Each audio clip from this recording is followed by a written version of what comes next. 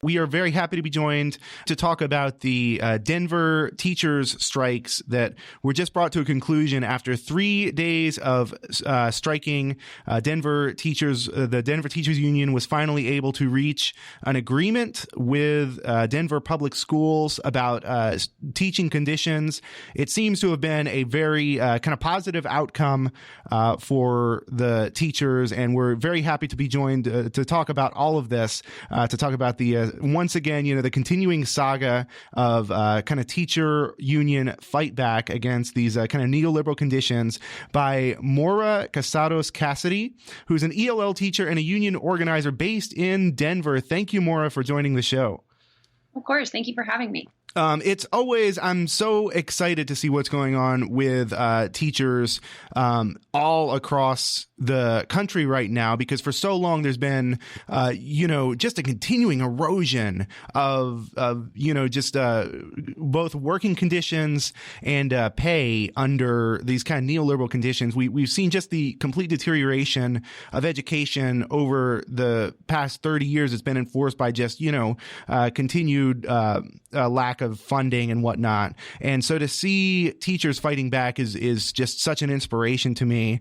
I'd like to get into sort of the backstory of what actually teachers in Denver were facing, first of all, leading up to the strike. Basically, there was kind of a 15-month negotiation period leading up to this. But of course, even before these 15 months, the conditions for being a teacher in Denver were, from my understanding, pretty stark. So I'm wondering if you can go into both kind of your experiences and the experiences of teachers in general, trying to perform this vital public service in Denver.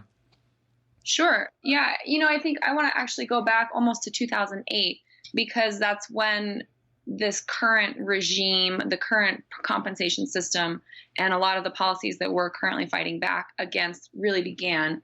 So our now senator, former superintendent Michael Bennet, was an architect of a system of neoliberal reforms that were implemented in Denver starting around 2008, one of which is called ProComp, which is our merit-based, market-based incentive pay system that we've been under for about 8 years. So some of those things, including some other systems, the portfolio model of school choice, Denver's own school performance framework system, a lot of those things came into effect around 2008. And when the financial crisis hit, we saw these systems, ProComp specifically, that was designed to increase teacher pay, all of a sudden became a mechanism for hiding or obfuscating what eventually became a pretty unsustainable stagnation in wages here in Denver. So over the course of several years during the recession, we had, major budget stagnation, lack of money going into Colorado education, and teacher wages essentially haven't grown for 10 years here in Denver. During that same period of time, Denver's economy has actually been booming. Our population has grown like crazy. At one point, we were receiving something like 2,000 or 10,000 transplants a month in the city. Rents have been skyrocketing. Cost of living has been skyrocketing. So, what we were dealing with now in the current negotiation was those forces coming to a head. The stagnation of wages, which really looked like decreasing wages in real dollars, and the rising cost of living coming together to make it so that, many of my colleagues are working 2 jobs. Many of them are struggling to afford basic necessities. You see, professionals in their 30s and 40s living with roommates, living with their parents, and really generally having a hard time continuing to live in the city where we work. Yeah, there's really so much here that reflects these kind of national trends. Every time I kind of cover this, the words change, the language changes a little bit, but the basic concepts there stay the same. So this ProComp is like so many other, kind of programs that offer sort of the illusion of incentives for quote unquote higher performance or whatnot. But very often there's no way to kind of measure performance, even if you accept the validity of standardized tests, which nobody should. But even if you do accept that validity of standardized tests, there are many teachers for whom there is no standardized test to measure in order to get the quote unquote performance incentive or whatnot. So what this absolutely becomes, for all intents and purposes, is a replacement of a replacement of what should be an increase in wages, even just to match the cost of living conditions as again, rent goes up for everybody, as just the cost of living goes up for everyone. It replaces the actual raise in kind of base pay for these very illusory one-time bonuses. And it's just, I'm wondering how that kind of affects teacher morale there. How does it affect teacher morale to have what, in a way, I would almost compare it to kind of when you're able to decrease the actual minimum wage for people in the service industry or whatnot to something like $2 an hour in some states. And then, that's expected to be made up in tips. So then it becomes this kind of, you have to do increasingly more work just to make the minimum amount of money that you should be making in order to survive. I wonder if there's a similar kind of effect with teachers there as far as this ridiculous pro-comp system. Yeah, it's been really hard on morale, over the last few years. People at my school, for example, have actually seen their salaries decrease as the bonuses, which are variable from year to year, decrease. So whereas, in 2014, you might have been receiving a $5,000 bonus for working in a Title I high poverty school, now that bonus has shrunk to $1,500 and you may lose it next year. So we've seen growing resentment among teachers who've watched their paychecks literally shrink as the cost of living has increased. And ultimately, that was one of the things that united us in this moment. As we began this pro-comp negotiation, there were huge walkouts happening around the country, strikes in West Virginia, Kentucky, Oklahoma. And a lot of teachers in Denver were thinking to themselves, hey, wait a minute, we have conditions that are pretty much just as bad as anybody. And maybe it's time that we stand up for ourselves. And then, of course, I always like to get into the sort of why of all this as well. This is not something that sort of happens in a vacuum, but nor is it, I remember for a long time the sort of a general consensus among teachers was that school administrators, or at least I don't know if this is necessarily true in Denver, but from other teachers I've talked to, the consensus was generally that school administrators and legislators didn't, quote unquote, didn't understand the needs of public schools, that they were just, they were probably well-intentioned people who just didn't get how hard the teachers worked. And now I think some of the layers are being peeled back from that machine, and we can kind of see it's more transparent to a lot of people now that in fact across the nation the kind of the attacks on school funding and the attacks on individual teacher pay are in fact systematic. And I think that's very telling with your superintendent who is actually tied in many ways to the charter school system to the point where the superintendent has a vested interest in ensuring the kind of defunding of public schools and the funding of charter schools. And maybe you can talk a little bit about what that's who the superintendent is and what that's kind of like. Sure. So there's been a very explicit push in Denver backed by, major money from the Gates Foundation, the Walton Family Foundation, and a local group here called A+ Colorado to charterize and privatize Denver schools. This has been happening for a long time. Our current superintendent actually only took her position as superintendent in December, although she was the assistant to or right-hand person to the former superintendent, Tom Boasberg, who was the right-hand person to Michael Bennet, who is now our U.S. Senator. So it's been a long train of school reformer, neoliberal school reformer leadership here in Denver. And those folks have been working on a campaign of different policies, linked policies, that all kind of coalesce to achieve a couple of goals, right? One of them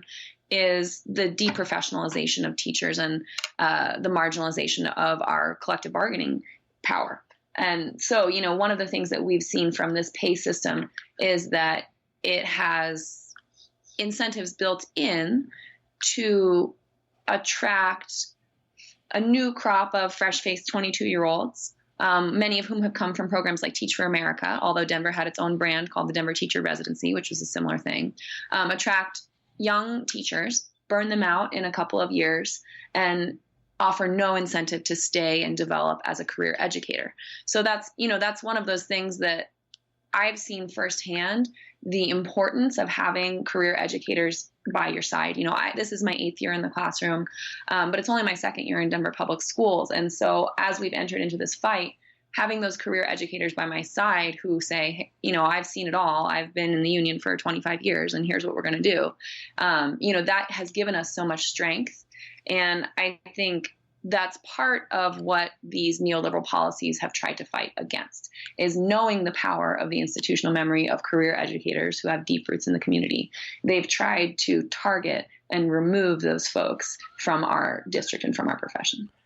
Yeah, I think that makes a lot of sense. I really, seeing the kind of effects of these god-awful programs, these destructive programs like Teach for America, this is clearly sort of a kind of war of attrition in some ways to just, to get this kind of entrenched institution out, while, essentially bringing in these essentially very little more than kind of scabs in many ways, because Teach for America pays so little. Teach for America, it's in many ways not really teaching. You don't get the same sort of professional certification, nor do you get the same kind of professional guidance. You don't get the same training. So it's designed absolutely to burn out very young people who might think they're wanting to be educators but aren't really getting the sort of training that they need to be real educators. I'm wondering,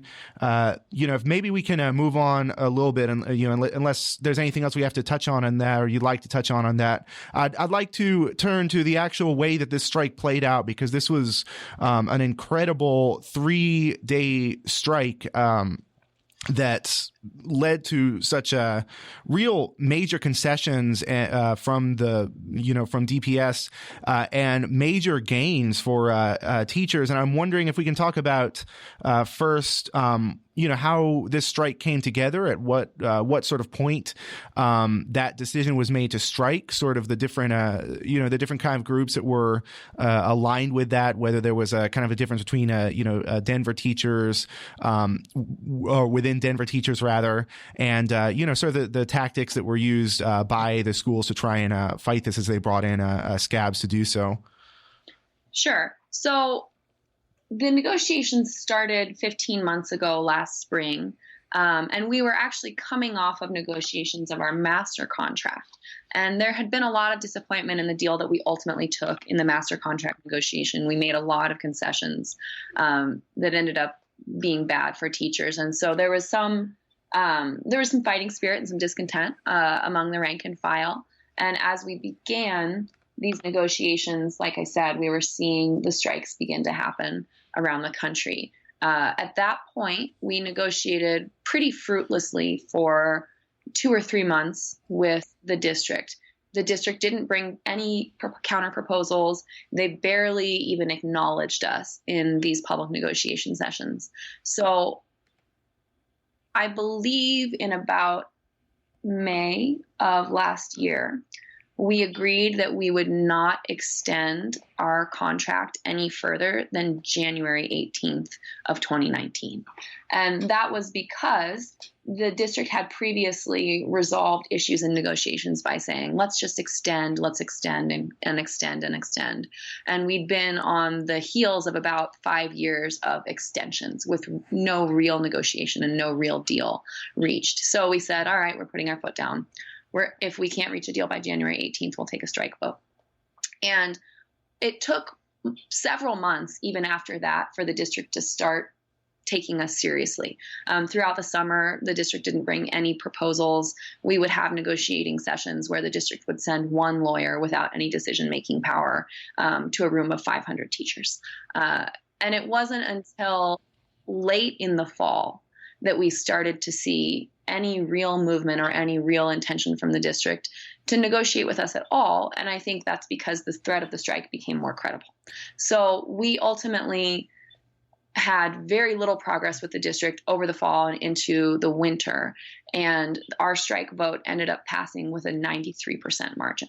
So, that's a really, really high level of confidence from from our bargaining unit. And I think that happened because of the intense frustration of 15 months of bargaining in bad faith, that we hadn't seen any serious consideration of our very real problems from the district. So when we took that strike vote, we then entered into a period of limbo, essentially, because here in Colorado, there are laws that go back actually to the Ludlow massacre that allow the state to take jurisdiction in the event that they declare a strike is a threat to the public safety.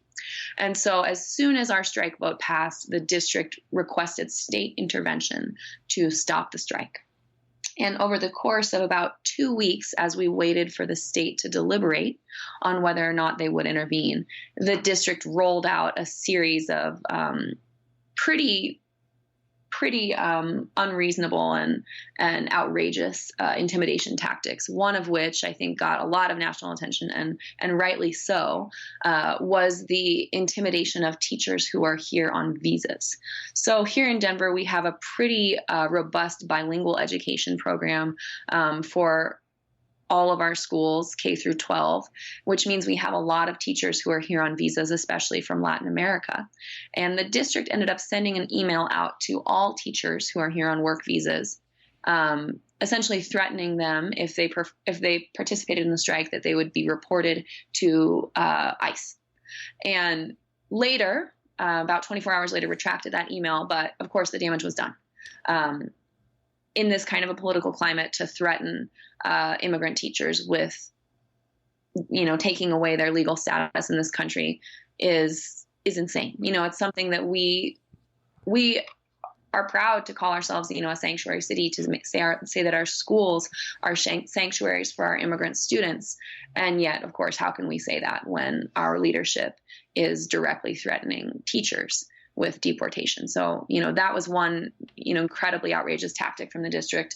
They also attempted to recruit furloughed federal workers during the government shutdown to act as scabs. Jesus. So they held hiring fairs for furloughed government workers and said that they would expedite their background checks and substitute licenses. They threatened school nurses with the loss of their license if they didn't delegate their licenses over while they were on strike. So, there was kind of just one after another, incredibly outrageous intimidation tactics coming from the district. And the ultimate effect of that was it really took the mask off of the district's PR machine, which had previously been, making incredible overtures to say, well, the reason why we're stuck in negotiations is because we're the ones who really care about equity in our district. We really care about fairness for all students. And, they had really been, their 40-person communications team downtown had really been playing the game to appear as if they were the good guy. But of course, once these intimidation tactics got a little bit of press, it became clear that, in fact, they weren't the good guys. And, that ultimately fueled our intensity in the strike, I think, even more.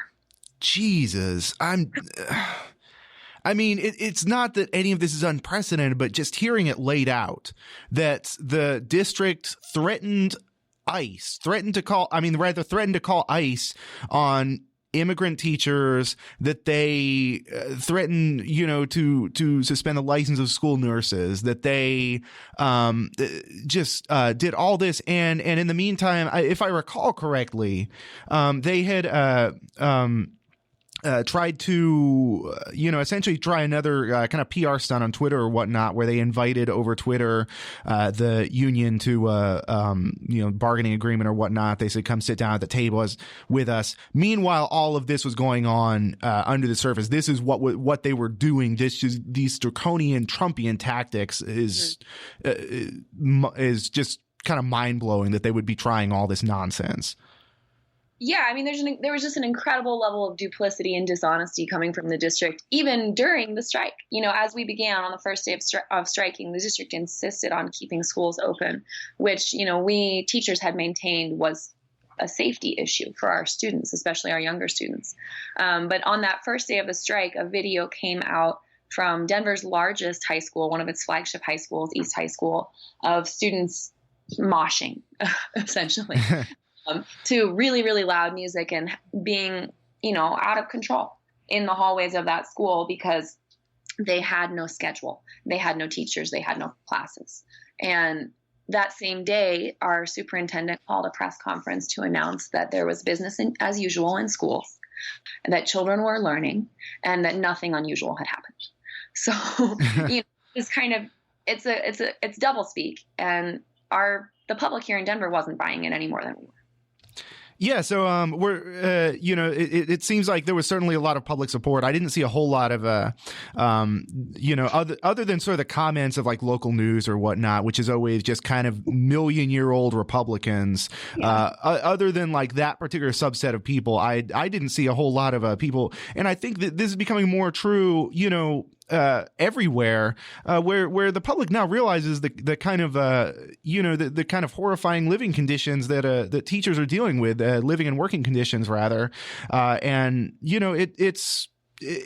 I'll just say again, it's really sort of encouraging to see all this. For those of you just tuning in, you're listening to People's Republic with Brian Griffith. We are talking with Maura Casados Cassidy, an EOL teacher and union organizer in Denver, about the resolution of the Denver teacher strikes.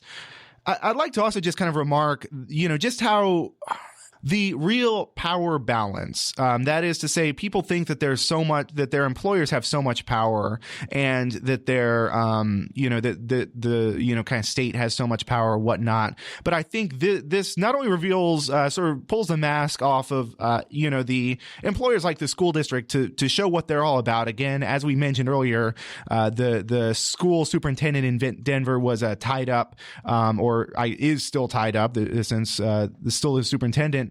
Tied up in, sort of charter schools, and so had a vested economic interest, vested personal financial interest in, trying to defund public schools and whatnot. They tried these horrifying tactics of trying to call, threatening to call ICE on teachers, threatening to suspend school nurses' licenses if they struck or whatnot.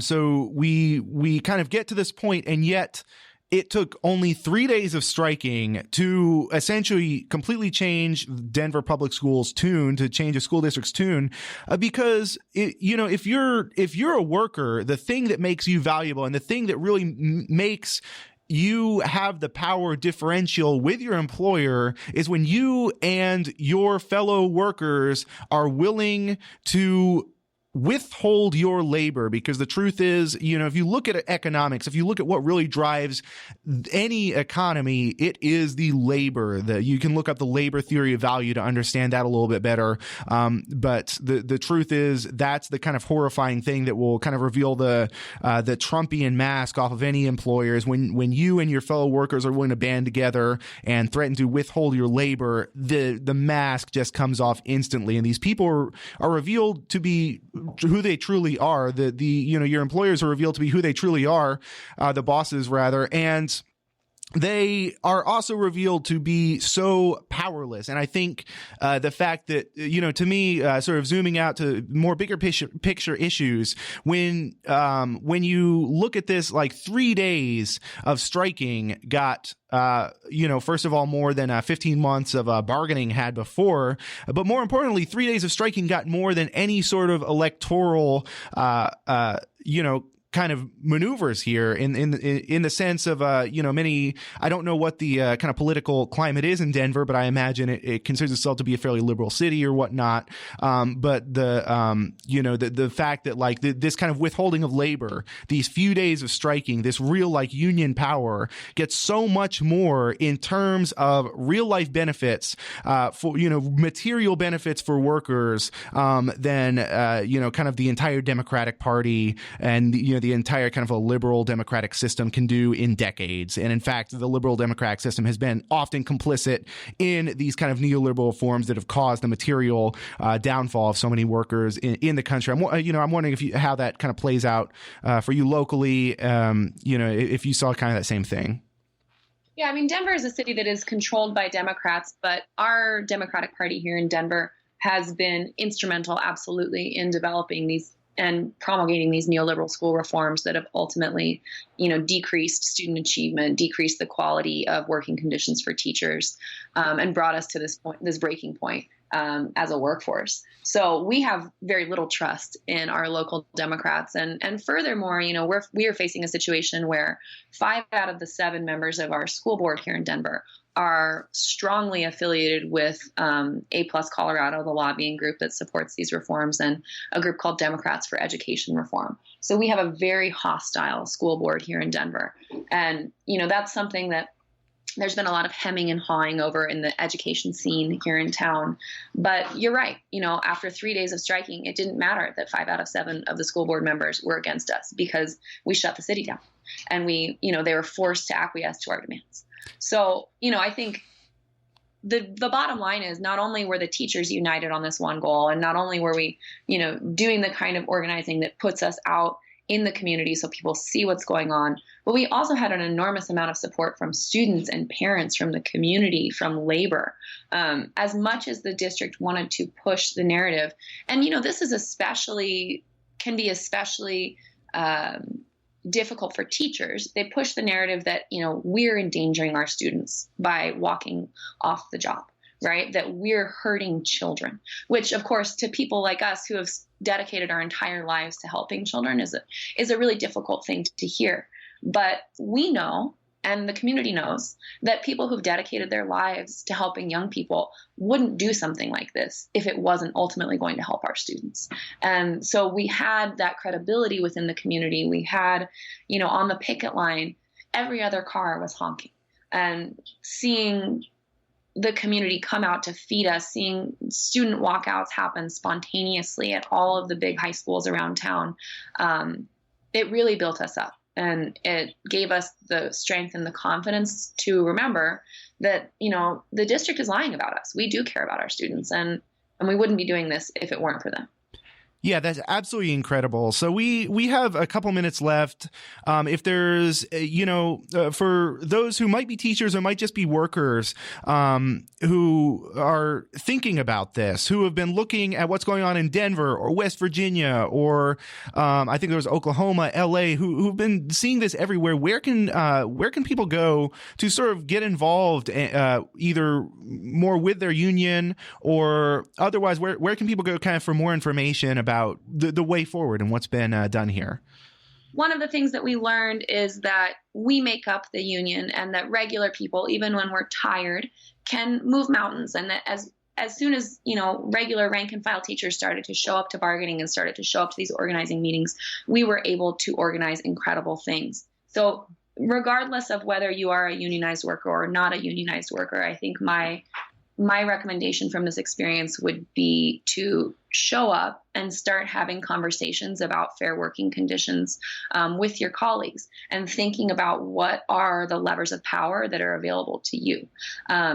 One of the things that we learned was that we just needed to talk to the press. The press wanted to hear from us. We just needed to talk to our union. The union needed people to do work. We just needed to be there and be willing to do the work in order for it to take place. And that was very, very exhilarating for us, and it ended up being very effective. So if you want to learn more about Denver teachers, our union website is denverteachers.org, but we've also received an enormous amount of support from the National Education Association and from other unions. Specifically, the Teamsters out here were great. Our firefighters out here were great. There were plumbers, electrical workers, Unite Here, many, many different labor groups who were active in supporting us during this strike.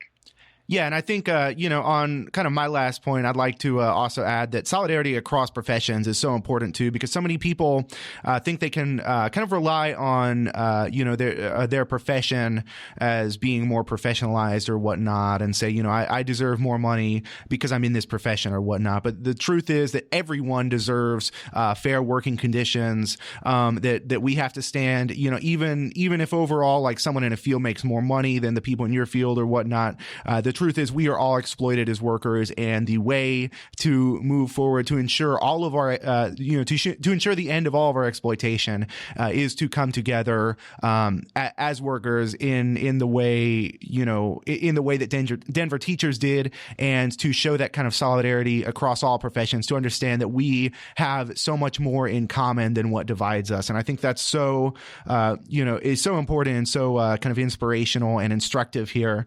So we are going to have to leave it there. We've been joined by Maura Casados Cassidy, who's an EOL teacher and a union organizer in Denver.